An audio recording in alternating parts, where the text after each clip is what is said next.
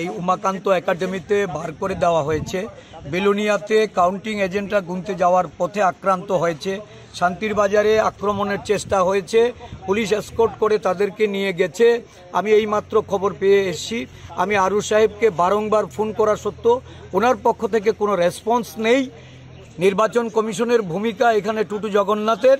আমার কাউন্টিং এজেন্টদের কাউন্টিং থেকে বের করে দিয়ে তারা এখানে ভোটকে প্রহসনে পরিণত করার আরেকটা প্রচেষ্টা নিয়েছে।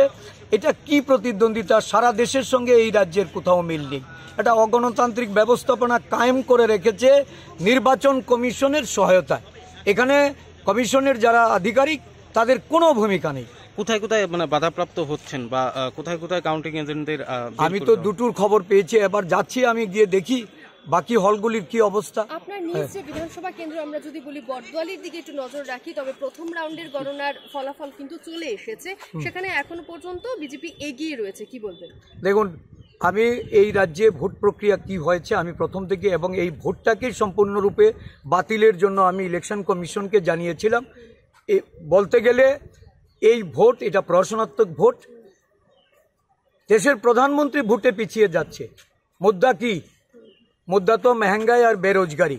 তো ন্যাচারালি দেশের প্রধানমন্ত্রী যেখানে ভোটে পিছিয়ে যায় সেখানে এই দেশের গণতান্ত্রিক ব্যবস্থাপনায় ত্রিপুরাকে আমরা সামিল করতে পারিনি। এই জায়গাতে আমাদের ব্যর্থতা।